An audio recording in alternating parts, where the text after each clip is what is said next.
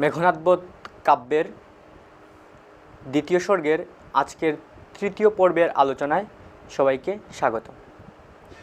এই দ্বিতীয় সর্গের দ্বিতীয় পর্ব পর্যন্ত আমরা আলোচনা করেছি। পূর্ববর্তী আলোচনার ভিডিও লিংক এই ভিডিওর ডেসক্রিপশন বক্সে দেওয়া আছে, আপনারা ওইখান থেকে দেখতে পারেন। আজকে আমরা দ্বিতীয় সর্গের আজকের তৃতীয় পর্ব শুরু করব। দ্বিতীয় সর্গে আমরা দেখেছি অস্ত্র লাভ, অর্থাৎ অস্ত্র লাভের জন্য রক্ষকুল রাজলক্ষ্মী স্বর্গের মধ্যে গিয়েছিলেন। স্বর্গের ইন্দ্র পার্বতীর কাছে গেলেন, পার্বতী শিবের কাছে গেলেন অস্ত্র লাভের জন্য। এবং এই পর্যায়ে এসে আমরা পাচ্ছি শিব কী করছেন, শিব পার্বতীকে বলছেন যে মায়াদেবীর কাছে যেতে হবে অস্ত্র লাভের জন্য। তিনি বলছেন, পার্বতী যখন মদনকে নিয়ে শিবের কাছে গেলেন, শিবের ধ্যান ভঙ্গ করলেন এবং এক পর্যায়ে শিব বললেন মদনকে ইন্দ্রের কাছে পাঠিয়ে বলতে হবে ইন্দ্র যেন মায়াদেবীর কাছে যান, মায়াদেবীর মাধ্যমেই অস্ত্র লাভ হবে এবং এই অস্ত্রের ব্যবহার করে লক্ষণ মেঘনাদকে পরাজিত করবে। তাহলে আমরা দেখতে পাচ্ছি মদন এই জায়গা থেকে প্রস্থান করছেন, পার্বতী এবং শিবের পাশ থেকে তিনি প্রস্থান করছেন, তিনি যাবেন ইন্দ্রের কাছে। দ্বিরদ রদ নির্মিত হৈমময় দ্বারে দাঁড়াইলা বিদুমুখী মদনমোহিনী, অশ্রুময় আকি আহা পতির বিহনে, হেনকালে মধুসকা উতরিলা ততা।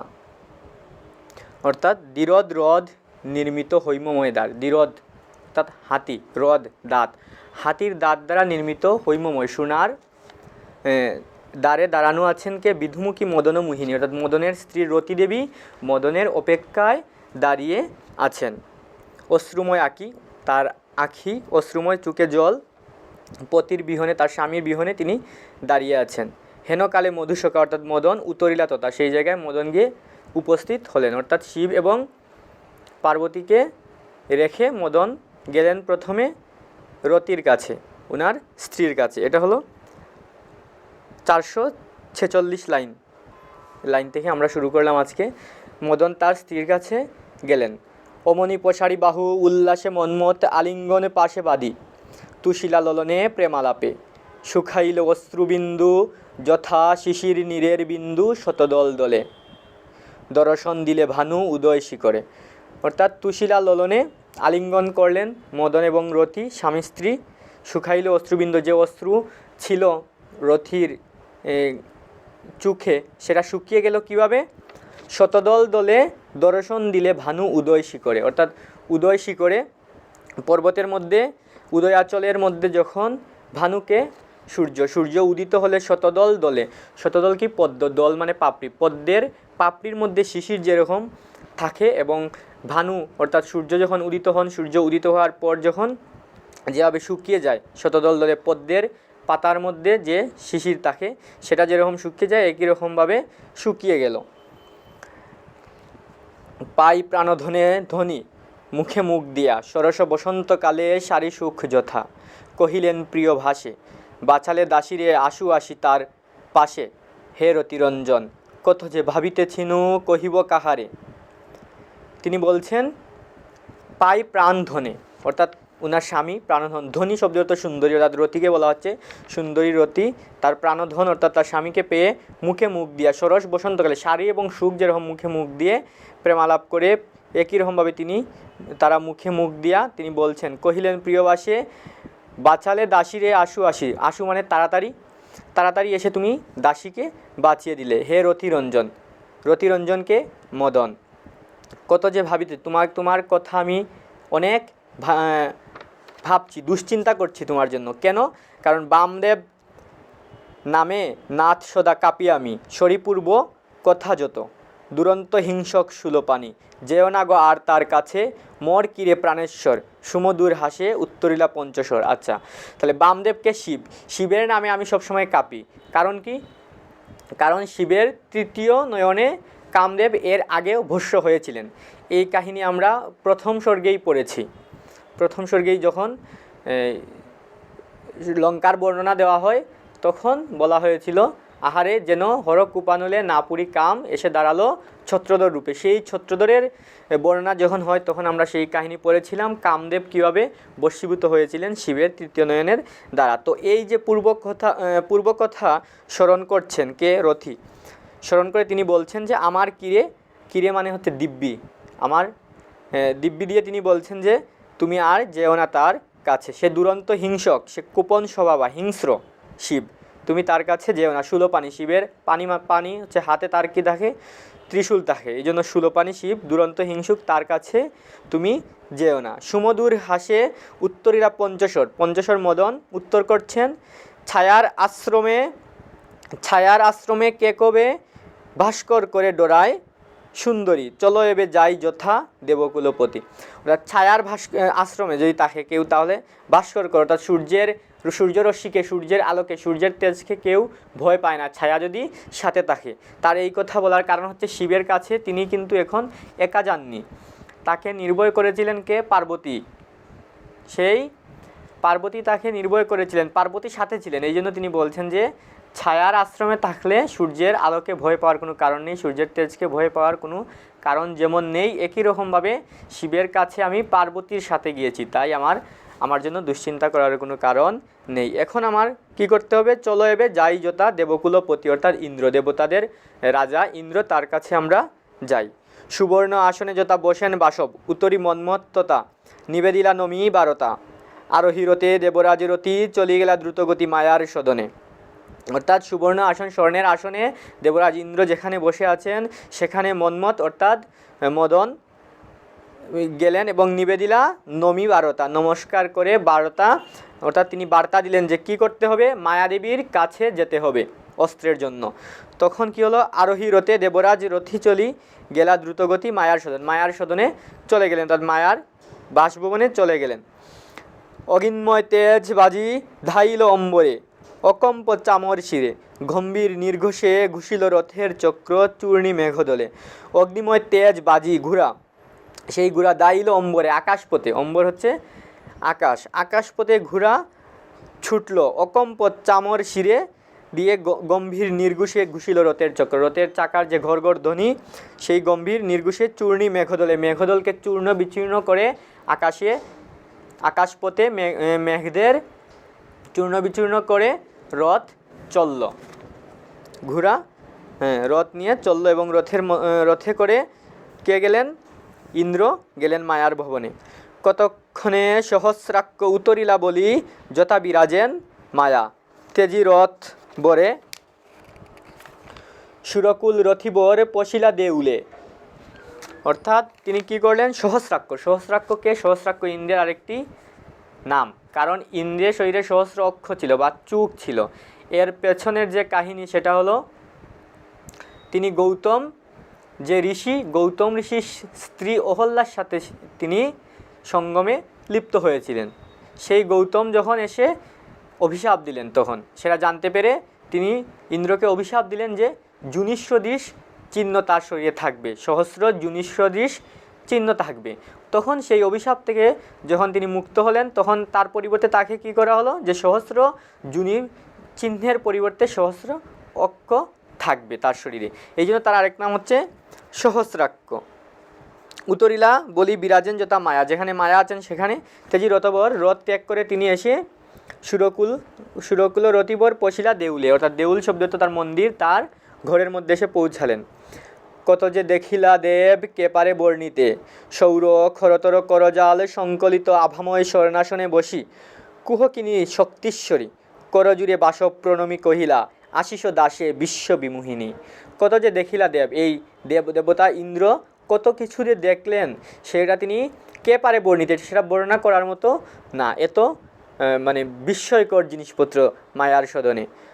সৌর খরতর করজাল সংকলিত, সূর্যের যে খরতর রশ্মি, কর শব্দের তো এখানে রশ্মি, জাল সংকলিত আবাময় স্বর্ণাসনে বসি, সেই রকম স্বর্ণের আসন, সেই স্বর্ণের আসনে কি হচ্ছে? সূর্যের তীক্ষ্ণ রশ্মির জালের সমন্বয়ে তৈরি যেন এইরকম আভাময় সেই স্বর্ণাসনে বসে কুহকিনী মায়াদেবী কুহক শব্দের তো ইন্দ্রজাল বা মায়া, এই জন্য তিনি বলছেন যে কুহকিনী শক্তিশ্বরী, এই মায়াদেবী শক্তির ঈশ্বর, শক্তিশ্বরী মায়াদেবী করজুড়ে বাসব, তিনি তাকে প্রণাম করলেন।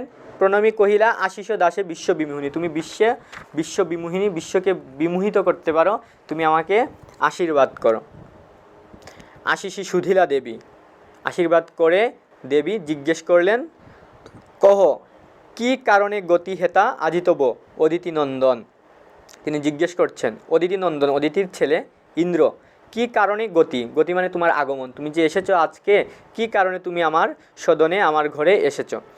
উত্তরিলা দেবপতি, দেবপতি ইন্দ্র উত্তর করছেন, শিবের আদেশে মহামায়া আসিয়াছি তোমার সদনে, কহ দাসে কি কৌশলে সৌমিত্রী জিনিবে দশানন পুত্রে কালী, তোমার প্রসাদে কহিলেন বিরূপাক্ষ, ঘুরতর রণে নাসিবে লক্ষণ সুর মেঘনাথ সুরে। তিনি বলছেন শিবের আদেশে আমি তোমার সদনে এসেছি, কারণ সৌমিত্রীকে সৌমিত্রী হচ্ছে লক্ষণ, লক্ষণের মায়ের নাম সুমিত্রা, সুমিত্রার নন্দন, এই জন্য তার নাম সৌমিত্রী। কী কৌশলে, কীভাবে সৌমিত্রী জিনিবে দশানন পুত্রে কালী, অর্থাৎ আগামীকালের যুদ্ধে দশানন রাবণের ছেলেকে কীভাবে সে পরাজিত করবে। তোমার প্রসাদে আমাকে কে পাঠিয়েছেন, বিরূপাক্ষ, বিরূপাক্ষকে শিব, এই শিব আমাকে পাঠিয়েছেন। নাসিবে লক্ষণ সুর মেঘনাথ, সুর মানে বীর, লক্ষণ বীর, মেঘনাথ বীর, বীর মেঘনাথকে কীভাবে সে পরাজিত করবে। এই যে শিবের আদেশে আমি তোমার কাছে এসেছি, তুমি সেটা বলো।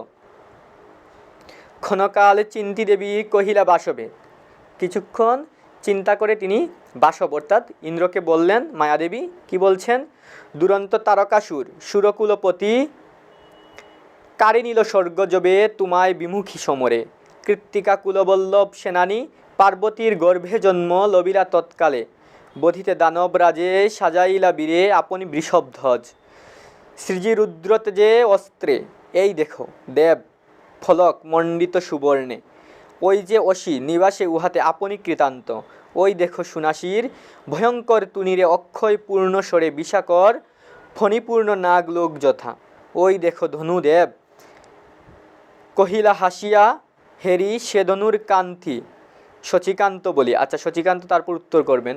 তাহলে মায়াদেবী প্রথমে কি বলছেন, চিন্তা করে বলছেন, দুরন্ত তারকাসুর সুরকুল পথি ইন্দ্রকে বলছেন, ইন্দ্র হচ্ছেন সুরকুল, দেবতাদের সুর মানে দেবতা, দেবতাকুলের পথি ইন্দ্র, ইন্দ্রকে বলছেন তারকাসুর যখন তোমার কাছ থেকে স্বর্গ কাড়ি নিল, তোমাকে যুদ্ধে হারিয়ে বিমুখী সমরে যুদ্ধে হারিয়ে তোমাকে বিমুখ করে যখন নিয়ে গেল, কৃত্তিকা কুলবল্লভকে কার্তিক, কৃত্তিকা কুলের পথি কার্তিক সেনানী পার্বতীর গর্ভে জন্ম লবিলা তৎকালে, তখন কার্তিকের জন্ম হলো।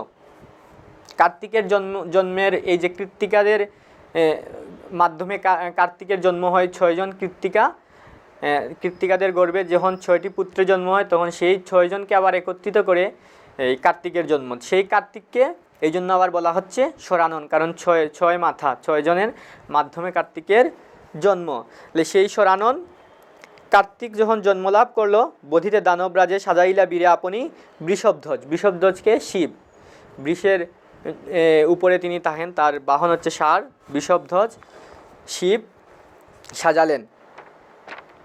এই যে দেখো ফলক তার ঢাল মণ্ডিত সুবর্ণে, সুবর্ণটা স্বর্ণমণ্ডিত ঢাল, ওই যে অসি, অসি মানে কি তলোয়ার, নিবাসে ইহাতে আপনি কৃতান্ত, যেন এই অসি এই তলোয়ারের মধ্যে যেন কৃতান্ত মানে কি জম, তাহলে এই তলোয়ারের মধ্যে যেন জম বাস করে। ওই দেখো সুনাসির ইন্দ্র, সুনাসির ইন্দ্রকে বলছেন ভয়ঙ্কর তুনির, তুনির হচ্ছে কি যেখানের মধ্যে তীর রাখা হয়, তীর রাখার যে আধার সেটি হচ্ছে তুনির, তুন, সেই তুনিরে অক্ষয় পূর্ণ স্বরে বিষাকর ফণিপূর্ণ নাগলোক যথা, ফণি শব্দের অর্থ কি সাপ, সেই ফণিপূর্ণ অর্থাৎ সাপপূর্ণ নাগলোক যেরকম, একই রকমভাবে সেই তুনিরের মধ্যে স্বর, বিষাক্ত স্বর আছে। ওই দেখো ধনুদেব, ধনুক দেখাচ্ছেন। তারপর কহিলা হাসিয়া, অর্থাৎ মায়াদেবী এই জায়গায় ইন্দ্রকে দেখাচ্ছেন যে তারকাসুরকে বধ করার সময় যখন কার্তিকের কাছে যে অস্ত্র ছিল, শিব দিয়েছিলেন সেই অস্ত্র, বিভিন্ন ধরনের তীর, তারপর ফলক বা ঢাল, অসি তলোয়ার, যেখানের মধ্যে স্বয়ং মনে হয় জম বাস করে, এইরকম উনি দেখাচ্ছেন। তো কহিলা হাসিয়া হেরি সে ধনুর কান্তি, হেরি মানে দেখিয়া, হাসিয়া তিনি বলছেন শচীকান্ত, শচীকে ইন্দ্রের স্ত্রী, তাহলে শচীকান্তকে ইন্দ্র বলি, কি ছাড় ইহার কাছে দাসের এ ধনুরত্নময়, দিবাকর পরিধি যেমতি জ্বলিছে ফলক বর, ধাদিয়া নয়নে অগ্নিশিখা সম অসি মহা তেজস্কর, হেন তুন আর মাতো আছে কি জগতে। তখন ইন্দ্র বলছেন ইহার কাছে দাসের এ ধনু কি ছাড়, অর্থাৎ ইন্দ্র বলছেন ওনার নিজের ধনুকে তাচ্ছিল্য করছেন এই ধনুর সামনে, তিনি বলছেন যে এটা এত রত্নময়, দিবাকর পরিধি যেমতি জ্বলিছে ফলকবর, দিবাকর কি সূর্য, সূর্যের আভা, সূর্যের যেরকম তার জ্বলছে, সূর্য যেরকম জ্বলে, সূর্যরশ্মি জ্বলিছে ফলকবর, সেই ঢাল, সেই ধনুকের মধ্যে ধাদিয়া নয়ন, নয়ন ধাদিয়া জ্বলছে, অর্থাৎ নয়নের মধ্যে এসে সেই আঁচ লাগছে যেভাবে, অগ্নিশিখা সম আসি মহাতেজস্কর, সেটা হচ্ছে আগুনের শিখার মতো করে এসে লাগছে সেই আঁচ, হেন তুন আর মাতো এইরকম কি আর জগতে আছে। শুনদেব কহিলেন পুনঃ মায়াদেবী, মায়াদেবী তখন ইন্দ্রকে উত্তর দিচ্ছেন, ওইসব অস্ত্র বলে নাশিলা তারকে সরানন, এই যে সরানন কার্তিক এইসব অস্ত্রের দ্বারাই তারকাসুরকে বধ করেছিলেন, ওইসব অস্ত্র বলে বলি মেঘনাদ মৃত্যু সত্য কহিনু তোমারে, এইসব অস্ত্রের দ্বারাই মেঘনাদেরও মৃত্যু ঘটবে, আমি তোমাকে সত্য বলছি।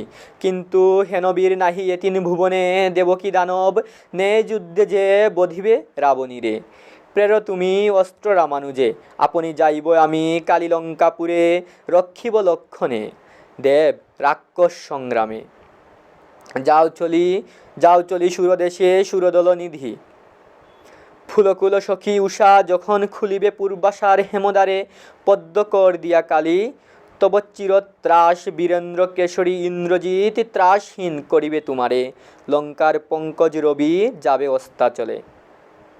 তাহলে কি বলছেন, মায়াদেবী বলছেন এই অস্ত্র বলে মেঘনাদের মৃত্যু ঘটবে, কিন্তু দেবকী দানব, দেব কিংবা দানবের মধ্যে, মানবের মধ্যে দেব কি মানব, মানবের মধ্যে মানুষ কিংবা দেবতার পক্ষে ন্যায় যুদ্ধে রাবণী, অর্থাৎ কি রাবণের ছেলে মেঘনাদকে বধ করা সম্ভব নয়। প্রের তুমি অস্ত্র রামানুজে, রামানুজ মানে হচ্ছে রামের অনুজকে লক্ষণ, রামানুজ লক্ষণকে তুমি অস্ত্র প্রেরণ করো, আপনি যাইব, অর্থাৎ মায়াদেবী বলছেন তিনি নিজে যাবেন কাল লঙ্কাপুরে, লক্ষণকে রক্ষা করার জন্য তিনি নিজে যাবেন। যাও চলি সুরদেশে সুরদল নিধি, সুরদলের নিধি, সুরদলের পতি ইন্দ্র তুমি তোমার সুরদেশে স্বর্গে চলে যাও এবং তুমি অস্ত্র প্রেরণ করো লক্ষণকে। ফুলকুল সখী উষা, উষা যখন খুলিবে পূর্বাশার হেমদার, পদ্মকর দিয়া কালী, অর্থাৎ তিনি বলছেন যখন সকাল হবে, উষা হচ্ছে প্রভাতের দেবী, প্রভাতের দেবী উষা যখন তার পদ্মকর অর্থাৎ পদ্মের মতো হাত দিয়ে যখন সে দরজা খুলবে, পূর্বাশার হেমদার স্বর্ণের দ্বার যখন খুলবে, ওটা যখন সকাল হবে, ফুলকুল সখী উষা যখন আসবে, উষা যখন দ্বার খুলবে, অর্থাৎ আমরা জানি পদ্ম হচ্ছে কি সূর্যের আলোতে পদ্ম ফুটে, তাহলে সূর্য যখন উঠবে, উষা যখন আসবে, প্রভাত হবে, উষা যখন দ্বার খুলবে তখন সূর্য উঠবে, সেই সময় এই জন্য বলা হচ্ছে ফুলকুল সখী, ফুলকুলের সখী উষা। তাহলে সেই উষা যখন পদ্ম করে যখন সে পূর্বাশার দ্বার খুলে দিবে, পূর্ব দিকে যখন উদয়াচলে সূর্য উঠবে, তখন আমি সেই জায়গায় থাকব, বীরেন্দ্রকেশরী ইন্দ্রজিৎ ত্রাসহীন করিবে তোমারে, সেই সময় তোমার চিরত্রাস মেঘনাদ ইন্দ্রজিৎ ত্রাসহীন তোমারে করা হবে। লঙ্কার পঙ্কজ রবি যাবে অস্তাচলে, লঙ্কার পঙ্কজ রবি কে, লঙ্কারূপ পঙ্কজের রবি হলেন মেঘনাদ, সেই মেঘনাদ অস্তাচলে যাবে, অর্থাৎ মেঘনাদের মৃত্যু ঘটবে, এই জন্য বলছেন যে লঙ্কার পঙ্কজ রবি সেই ইন্দ্রজিৎ বা মেঘনাদ যাবে অস্তাচলে, সে মারা যাবে, অস্তাচলে যাওয়ার অর্থ হচ্ছে সে মারা যাবে। মায়াদেবী সেটা বললেন কাকে, ইন্দ্রকে, বলে তিনি বিদায় দিলেন। মহানন্দে দেব ইন্দ্র বন্দিয়া দেবীরে, অস্ত্র লয়ে গেলা চলি ত্রিদশ আলয়ে, তিনি অস্ত্র নিয়ে চলে আসলেন ত্রিদশ আলয় স্বর্গের মধ্যে। ইন্দ্র তিনি দেবীকে বন্দনা করে চলে আসলেন। বসিদেব সভাতলে কনক আসনে বাসব, কহিলা সুর চিত্ররথ সুরে, অর্থাৎ তিনি তখন স্বর্ণের আসনে সিংহাসনে বসি, কাকে বলছেন, চিত্ররথ একজন গন্ধর্ব, তিনি চিত্ররথকে বলছেন সুর কহিলা সুর চিত্ররথ সুরে, বীর ইন্দ্র, আবার চিত্ররথ বীরকে তিনি বলছেন, যতনে লইয়া অস্ত্র যাও মহাবলী স্বর্ণলঙ্কা ধামে তুমি, সৌমিত্রী কেশরী মায়ার প্রসাদে কালী বদিবে সমরে মেঘনাদে, কেমনে তা দিবেন কহিয়া মহাদেবী মায়া তারে, কহিও রাঘবে হে গন্ধর্ব কুলপতি, ত্রিদীপ নিবাসী মঙ্গল আকাঙ্ক্ষিতার, পার্বতী আপনি হরপ্রিয়া সুপ্রসন্ন তার প্রতি আজি। অর্থাৎ ইন্দ্র তখন চিত্ররথকে বলে পাঠাচ্ছেন রামের কাছে লঙ্কায়, বলছেন তুমি যাও মহাবলী স্বর্ণলঙ্কা ধামে তুমি যাও, গিয়ে সৌমিত্রী কেশরী মায়ার প্রসাদে কালী বধিবে সমরে মেঘনাদে। অর্থাৎ সৌমিত্রী কেশরীকে লক্ষণ কাল মায়াদেবীর আশীর্বাদে, মায়াদেবীর মাধ্যমে মেঘনাদকে সমরে অর্থাৎ যুদ্ধে হারাবে। কিভাবে তা দিবেন কহিয়া মায়াদেবী, মায়াদেবী তাকে সেটা কাল বলে দিবেন কিভাবে হারাবে। কহিও রাঘবে, রাঘবকে রামচন্দ্র, রামচন্দ্রকে তুমি বলিও গন্ধর্ব কুলপতি, গন্ধর্ব কুলের প্রধানকে চিত্ররথ, তুমি তাকে বলিও ত্রিদীপ নিবাসী মঙ্গল আকাঙ্ক্ষিতার, অর্থাৎ স্বর্গের যারা আছেন তারা রাম এবং লক্ষণের মঙ্গল আকাঙ্ক্ষী, এবং স্বয়ং পার্বতী আপনি হরপ্রিয়া, হরপ্রিয়া হচ্ছে কি শিব, হর মানে শিব, শিবের প্রিয় পার্বতীও সুপ্রসন্ন তার প্রতি আজ, আর আজ রামচন্দ্রের প্রতি সুপ্রসন্ন আছেন, সুতরাং চিন্তার কোনো কারণ নেই। অভয় প্রদান তারে করিও সুমরি, তুমি তাকে অভয় দিও। মরিলে রাবণী রণে অবশ্য মরিবে রাবণ, লভিবে পুনঃ বৈদেহী সতীরে বৈদেহী মনোরঞ্জন রঘুকুলমণি। অর্থাৎ রাবণী অর্থাৎ ইন্দ্রজিৎ বা মেঘনাদ হচ্ছে রাবণের প্রধান শক্তি এই মুহূর্তে, তো সেই রাবণী যদি মরে তাহলে অবশ্য মরিবে রাবণ, রাবণও অবশ্যই তাহলে মারা যাবে। লভিবে পুনঃ বৈদেহী সতীরে, বৈদেহীকে বিদেহ নগরের কন্যা সীতা, সতীরে বৈদেহী মনোরঞ্জন রঘুকুলমণি, সেই বৈদেহীর মনোরঞ্জন রঘুকুলমণি অর্থাৎ রাম পুনরায় লভিবে অর্থাৎ লাভ করতে পারবেন। মর রথে রথিবর আরোহণ করে যাও চলি, পাছে তোমা হেরি লঙ্কাপুরে বাধায় বিবাদ রক্ষ, মেঘদলে আমি আদেশিব আবরিতে গগনে, ডাকিয়া প্রভঞ্জনে দিব আজ্ঞা ক্ষণ ছাড়ি দিতে বায়ুকুলে, বাহিরিয়া নাচিবে চপলা দম্ভলি গম্ভীর নাদে পুরিব জগতে। তিনি বলছেন তুমি আমার রথ নিয়ে চলে যাও এবং তোমাকে দেখে হেরি মানে দেখে লঙ্কাপুরে আবার রাক্ষসেরা বিবাদ বাধাতে পারে, এই জন্য আমি কি করব, মেঘদলে আমি আদেশিব আবরিতে গগন, গগন মানে আকাশকে আবরিত করে ফেলতে অর্থাৎ ঢেকে ফেলতে আমি আদেশ দিব মেঘদলকে, এবং ডাকিয়া প্রভঞ্জনে, প্রভঞ্জনকে বায়ুর দেবতা, বায়ুর দেবতা প্রভঞ্জনকে আমি আজ্ঞা করব ক্ষণক্ষণ ছাড়িতে বায়ুকুলকে ছেড়ে দিতে, এবং তার মানে ঝড় উঠবে, মেঘ থাকবে আকাশে, চারিদিকে ঝড় বৃষ্টি থাকবে, দিব আজ্ঞা ক্ষণ ছাড়ি দিতে বায়ুকুলে, বাহিরিয়া নাচিবে চপলা অর্থাৎ বিদ্যুৎ তখন বাইরে নাচবে, অর্থাৎ আমি ঝড় বৃষ্টি এইসবের আয়োজন করছি যাতে কি হয়, রাক্ষস কুল যাতে তখন বিচ্ছিন্ন হয়ে যায় এবং তোমাকে দেখে যাতে তোমার কোনো প্রকারে বাধা দিতে না পারে।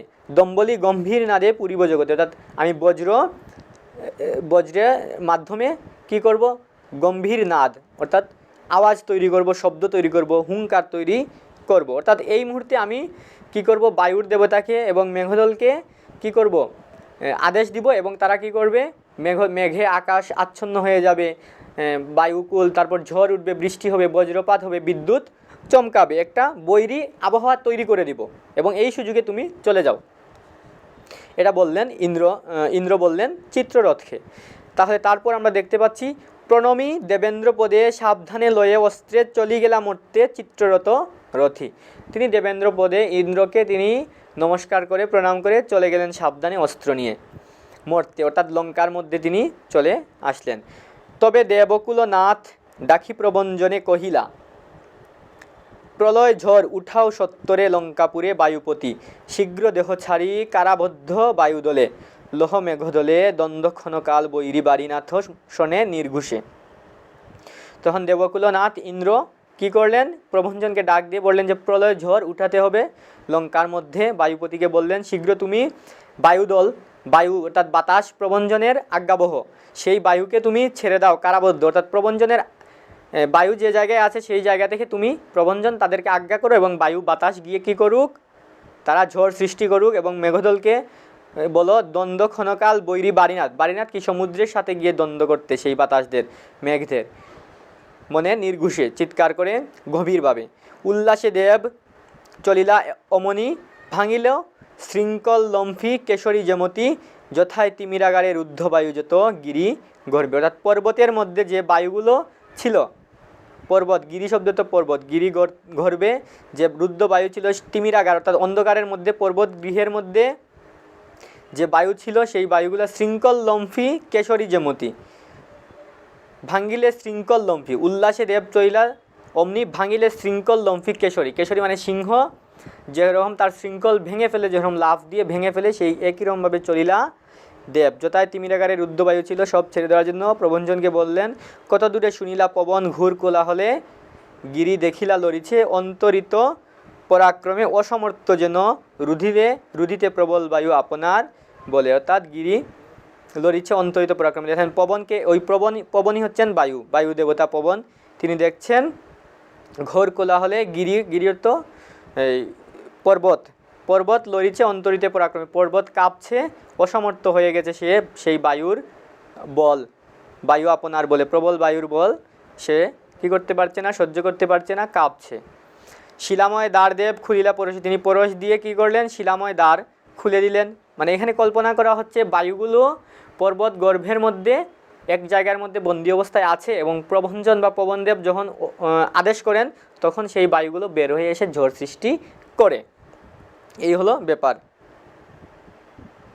শিলাময় দ্বারদেব খুলিলা পরশে, হুঙ্কারী বায়ুকুল বাহিরিল বেগে, যথা অম্বুরাশি যবে ভাঙ্গে আচম্বিতে জাঙ্গাল, কাপিল মহি গর্জিল জলধি, তুঙ্গ শৃঙ্গ ধরাকারে তরঙ্গ আবলি কল্লোলিত, বায়ু সঙ্গে রণরঙ্গে মাতি। অর্থাৎ হুহুঙ্কারী বায়ুকুল বের হয়ে আসলো, এবং অম্বুরাশি যবে ভাঙ্গে, অর্থাৎ পানি বা জলরাশি যেমন ভাঙ্গে আচম্বিতে জাঙ্গাল, অর্থাৎ বাঁধ যেমন করে নদীতে বা সমুদ্রে বাঁধ দিলে সেই বাঁধ যেরকম জলের রাশি তরঙ্গ আকারে এসে ভেঙে ফেলে, জাঙ্গাল বা বাঁধ, এই একই রকমভাবে কাপিল মহি পৃথিবী সেরকম করে কেঁপে উঠল, গর্জিল জলধি, সমুদ্র গর্জন করে উঠল, জলধি তো সমুদ্র, তুঙ্গ শৃঙ্গ ধরাকারে তরঙ্গ আবলি কল্লোলিত, অর্থাৎ উচ্চ পর্বতের চূড়া, শৃঙ্গ মানে চূড়া, হ্যাঁ, তুঙ্গ শৃঙ্গ ধরাকারে তরঙ্গ আবলি, তরঙ্গ কী করলো, তরঙ্গসমূহ কল্লোলিত হলো,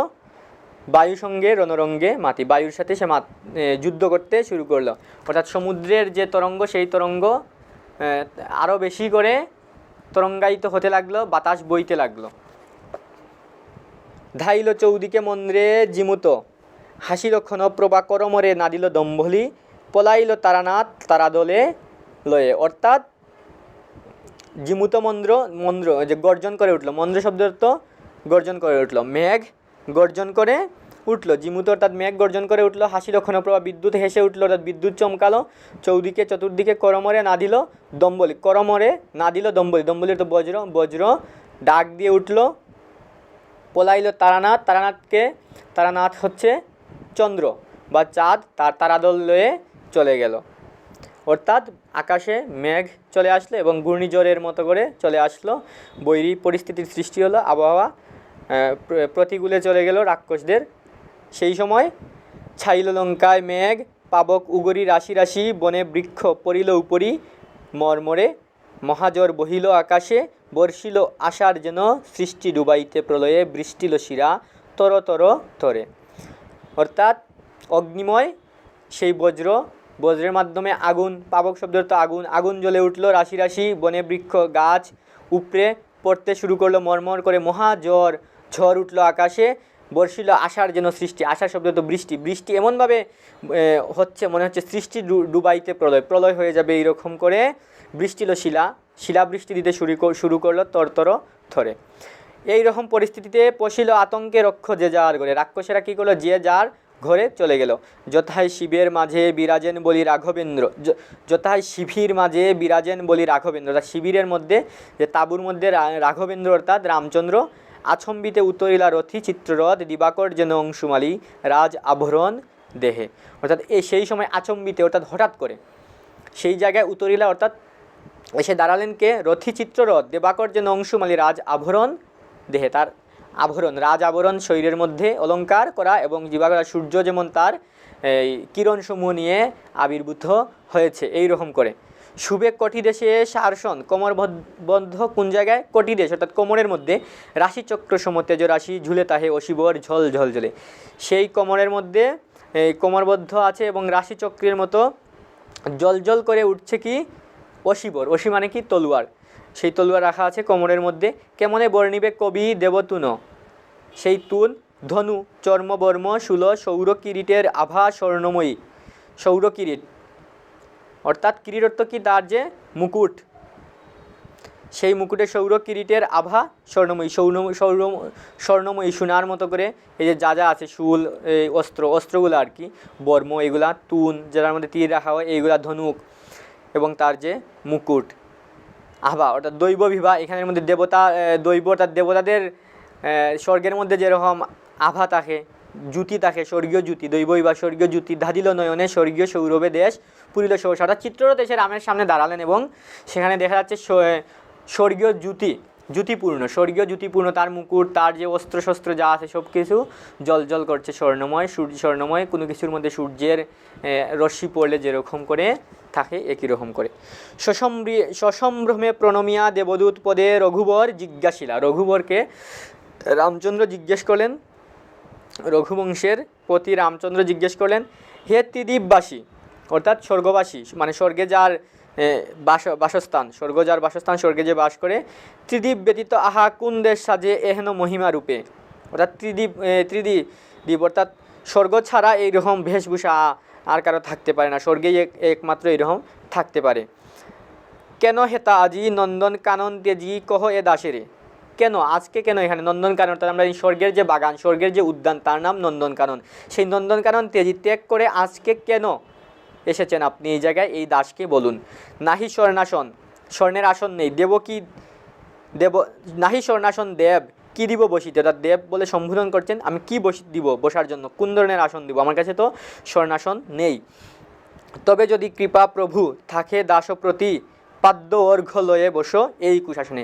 রামচন্দ্র কুশাসন দিয়ে বলছেন, যদি দয়া থাকে তাহলে পাদ্য অর্থাৎ পা ধোয়ার জল। আগে কি হতো? অতিথি আসলে এই পা ধোয়ার জল দেওয়া হতো এবং তিনি আবার স্বর্গ থেকে আসা অতিথি, স্বর্গের একজন চিত্ররথ, তিনি স্বর্গে থাকেন, স্বর্গ থেকে এসেছেন একজন গান্ধর্ব, তাহলে পাদ্য অর্থাৎ পা ধোয়ার জল দিলেন এবং বললেন এই অর্ঘ্য লয়ে বসো এই কুশাসন, কুশের তৈরি আসন দিলেন। ভিখারি রাঘব ভাই আশিসিয়া রথি কুশাসনে বসিতবে কহিলা সুশ্বরে। ভিখারি রাঘব ভাই, এটা রাম নিজেকেই বলছেন যে ভিখারি রাঘব অর্ঘ্য লয়ে বসো এই কুশাসনে, আশীর্বাদ করে রথি, আশিসিয়া রথি কুশাসনে বসিতবে কহিলা সুশ্বরে। সুশ্বরে তিনি কুশাসনে বসার পর বলছেন, কি বলছেন? চিত্ররথ নাম মম শুনো দাশরথী। দাশরথী অর্থাৎ দশরথের ছেলে রাম, শুনো আমি হলাম চিত্ররথ। চির অনুচর আমি সেবি অহরহ দেবেন্দ্রে। আমি অহরহ সবসময় আমি দেবেন্দ্র অর্থাৎ ইন্দ্রকে কি করি? সেবা করি। আমি তার চির অনুচর, আমি সবসময় তার সাথে থাকি। গন্ধর্বকুল আমার অধীনে, আইনুয়ে পুরে আমি ইন্দ্রের আদেশে। গন্ধর্বকুল, এই জন্য চিত্ররথকে আগেও ইন্দ্র সম্বোধন করেছিলেন, আগে আমরা দেখেছি। গন্ধর্বকুলপতি অর্থাৎ গন্ধর্বকুলের প্রধান। গন্ধর্বরা হচ্ছেন সঙ্গীত শাস্ত্রের বিশেষজ্ঞ, সঙ্গীত বিশেষজ্ঞ। সেই তাদের প্রধান হচ্ছেন কে? চিত্ররথ। তিনি বলছেন যে আমারে এখানে পাঠিয়েছেন ইন্দ্র আমাকে পাঠিয়েছেন, ইন্দ্রের আদেশে এসেছি। তোমার মঙ্গলাকাঙ্ক্ষী দেবকুল সহ দেবেশকে ইন্দ্র অর্থাৎ ইন্দ্র সহ যারা আছেন দেবকুলে তারা সবাই তোমার মঙ্গল আকাঙ্ক্ষী।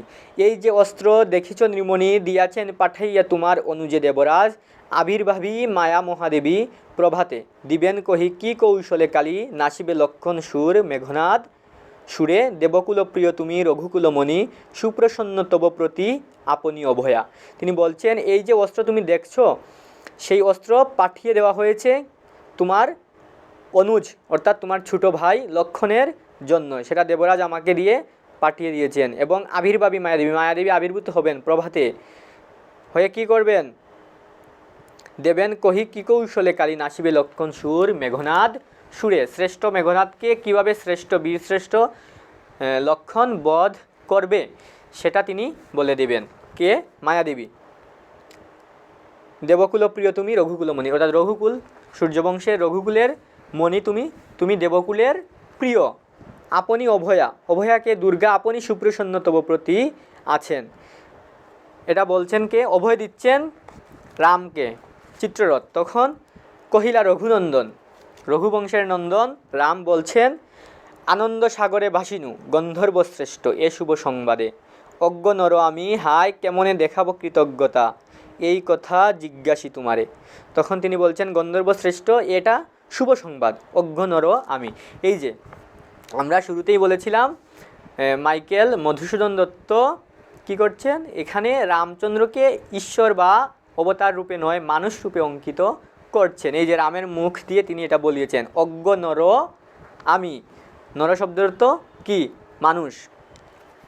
তিনি বলছেন, রামচন্দ্র নিজেকে বলছেন অজ্ঞ নর আমি হায় কেমনে দেখাবো কৃতজ্ঞতা, আমি কীভাবে কৃতজ্ঞতা দেখাবো তোমার প্রতি, এই কথা জিজ্ঞাসি তোমার। সেটা আমি তোমাকে জিজ্ঞেস করছি, আমি কীভাবে কৃতজ্ঞতা দেখাবো সেটা আমি ভেবে পাচ্ছি না। হাসিয়া কহিলা দূত, অর্থাৎ চিত্ররথ হেসে হেসে বলছেন, শুনো রঘুমণি দেবপ্রতি কৃতজ্ঞতা, দরিদ্র পালন ইন্দ্রিয় দমন, ধর্মপথে সদাগতি, নিত্যসত্য দেবী সেবা, চন্দন কুসুম নৈবেদ্য, কৌশিক বস্ত্র আদি বলি যত, অবহেলা করে দেব দাতা যে যদ্যপি অসৎ, এসার কথা কহিনু তোমারে। অর্থাৎ কীভাবে খুশি হবে, কীভাবে কৃতজ্ঞতা প্রকাশ করবে সেটা হলো দরিদ্র পালন করতে হবে, দেবতাদের প্রতি কৃতজ্ঞতা, এটা হচ্ছে দরিদ্র পালন, ইন্দ্রিয় দমন করে রাখতে হবে, তারপর ধর্মপদে সদাগতি রাখতে হবে, নিত্য সত্য পালন করতে হবে, নিত্যকর্ম পালন করতে হবে, দেবী সেবা করতে হবে, এইসব। তোমার কৌশিক বস্ত্র লাগবে না, কৌশিক বস্ত্র রেশমি কাপড় দিয়ে দেবতার তোমার নৈবেদ্য সাজিয়ে পূজা করতে হবে না। তুমি যদি কেউ যদি অসৎ হয় আর এইসব দিয়েও যদি করে তাহলেও তার কৃতজ্ঞতা প্রকাশ হবে না। অর্থাৎ তোমাকে দরিদ্র সেবা করতে হবে, ইন্দ্রিয় দমন করতে হবে, ধর্মপথে থাকতে হবে। এইসব যদি তোমার থাকে, এইসব গুণাবলী থাকে, তাহলে কৌশিক বস্ত্রটা তোমার রেশমি কাপড় লাগবে না, বিভিন্ন ধরনের নৈবেদ্য লাগবে না। এই যে কৌশিক বস্ত্র আদি বলি যত, আদি নৈবেদ্য যত, বলি যত, এখানে নৈবেদ্য লাগবে না তোমার। তখন প্রণমিলা রামচন্দ্র আশিসিয়া রথি চিত্ররথ, দেবরথে গেলা দেবপুরে। তখন দেবপুরে চলে গেলেন কে? চিত্ররথ অস্ত্র দিয়ে আশীর্বাদ দিয়ে চলে গেলেন, রামচন্দ্র প্রণাম করলেন। থামিল তুমুল ঝড় শান্তিলা জলধি, হেরিয়া শশাঙ্খে পুন তারাদল সহ, হাসিল কনকলঙ্কা, তরল সলিলে পশি কৌমুদিনী পুন অবগায়ে দেহ রজময়, কুমুদিনী হাসিল কৌতুকে, আইল ধাইয়া পুনরথক্ষেত্রে শিবা, আইল ধাইয়া পুনরণক্ষেত্রে শিবা সবাহারী, পালে পালে গৃধিনী শকুনি পিশাচ, রাক্ষস দল বাহিরিল পুন ভীম প্রহরণধারী মত্তবীর মদে। তখন কি হলো? ঝড় থেমে গেল, শান্তিলা জলধির তো সমুদ্র শান্ত হলো, তার ঢেউ থেমে গেল। হেরিয়া শশাঙ্কে পুন তারাদল সহ হাসিল কনকলঙ্কা, শশাঙ্ক অর্থ চাঁদ এবং তারা পুনরায় আকাশে দেখে হাসিল কনকলঙ্কা, স্বর্ণলঙ্কা আবার হেসে উঠল। তরল সলিলে পশি কৌমুদিনী কৌমুদিনী শব্দ তো জ্যোৎস্না তখন তরল সলিলে পশি, অর্থাৎ সরোবরের মধ্যে, সলিল অর্থ পানির মধ্যে, জ্যোৎস্না পড়ল, পুনঃ অবগায়ে দেহ রজময়, শুভ্র হলো, অর্থাৎ অবগায়ে অর্থাৎ স্নান করলো, জ্যোৎস্না পানিতে স্নান করলো, অর্থাৎ আকাশে চন্দ্র উঠলো, সেই চাঁদের জ্যোৎস্না এসে সরোবরের মধ্যে পানির মধ্যে পড়ল। কুমুদিনী হাসিল কৌতুকে, কুমুদিনী শালুক ফুলের ঝাড় রাতে ফুটে, তো সেই শালুক ফুল কি হলো? কুমুদিনী হাসিল কৌতুকে, আইল ধাইয়া পুনরণক্ষেত্রে শিবা সবাহারী। সেই যে তখন কিন্তু যুদ্ধও কিন্তু চলছে, আমরা আগে পেয়েছি কুম্ভকর্ণ মারা গেল, তারপর মেঘনাদের ভাই মারা গেল, আরও বিভিন্ন অনেক যুদ্ধক্ষেত্রে মারা গেল, ক্ষেত্রে সেই ঝড়ের কারণে কিন্তু যে সকল শিকারী পাখি পশু আছে যারা সব আহার করে, মৃতদেহ আহার করে, তারাও কিন্তু চলে যায়। কিন্তু এই যে ঝড় থামার পর তারা আবার ফিরে আসলো, যে শকুনি, গৃধিনী, শৃগাল যারা আছে, পিশাচ যারা, ভূত প্রেত যারা আছে, যারা সব আহার করে, তারাও আবার ফিরে আসলো। রাক্ষস দল বাহিরিল পুন ভীম প্রহরণধারী মত্তবীর মদে, ভীম অর্থাৎ বিরাট অস্ত্রধারী, প্রহরণধারী অস্ত্রধারী রাক্ষস দল আবার পুনরায় ফিরে এলো মত্তবীর মদে। তারা আবার তাদের স্বর্ণলঙ্কা রক্ষা করার জন্য, পাহারা দেওয়ার জন্য যে রাক্ষসরা আছে, প্রহরণে যারা রত আছে, তারা আবার ফিরে আসলো, কারণ ঝড় চলে গেল। এবং এর মধ্য দিয়ে আমাদের ইতি শ্রী মেঘনাদ বধে কাব্য অস্ত্রলাভ নাম দ্বিতীয় স্বর্গ, অর্থাৎ অস্ত্রলাভ বা অস্ত্রলাভ নামক দ্বিতীয় স্বর্গের সমাপ্তি ঘটল। এই জায়গায় আমরা দেখতে পাচ্ছি এই স্বর্গের শেষে এসে চিত্ররথের মাধ্যমে অর্থাৎ চিত্ররথ সেই অস্ত্র নিয়ে এসেছিলেন, এসে রামচন্দ্রকে অস্ত্র দিয়ে গেলেন, অর্থাৎ রামচন্দ্র এবং লক্ষ্মণের অস্ত্র লাভ ঘটল। এই জন্য এই স্বর্গের নাম অস্ত্র লাভ। তাহলে এই স্বর্গে আমরা শুরু থেকে কি দেখতে পাচ্ছি? শুরুতে লক্ষকুল রাজলক্ষ্মী গেলেন ইন্দ্রের কাছে, গিয়ে বললেন যে আমি আসলে এখানে আর থাকতে পারছি না, তুমি কি করো, রাম এবং লক্ষ্মণ, এই যে লক্ষ্মণের নিশ্চিত পরাজয় ঘটবে যদি অস্ত্রলাভ না ঘটে, তাকে যদি সহায়তা না করে। কারণ ইন্দ্রজিৎ যখন বৈশ্বানরের পূজা করে আসবে, তখন ইন্দ্রজিতের বা মেঘনাদের সামনে কেউ দাঁড়াতে পারবে না, তুমি ব্যবস্থা করো। তখন ইন্দ্র কী করলেন, শচীদেবী ওনার স্ত্রীকে নিয়ে গেলেন দেবী দুর্গার কাছে, পার্বতীর কাছে। তখন পার্বতী প্রথমে কিন্তু বলেছিলেন যে রাবণ হলো শিব ভক্ত, আমি পারবো না, কারণ শিবের সে পরম ভক্ত, শিব কী করে রাবণের বিপক্ষে যাবেন। তখন কিন্তু আমরা দেখতে পাই যে এই উপাখ্যানটি আমরা জানি এবং আমরা পড়েছিও যে রাম কি করেছিলেন, নীল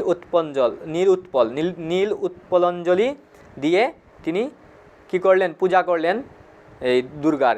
নীল পদ্ম, উৎপল মানে পদ্ম, নীল উৎপলের অঞ্জলি দিলেন তিনি, নীল পদ্মের যে অঞ্জলি দিলেন সেই পূজা শুরু করলেন। তখন ওইদিকে আবার দুর্গা সেই পূজা পেয়ে উনার কি হলো, মন গলে গেল। আবার ওইদিকে ইন্দ্র উনাকে খুব বেশি অনুরোধ করেছিলেন, তখন তিনি রাজি হলেন এবং গেলেন শিবের কাছে। কাকে? মদনকে সাথে নিয়ে।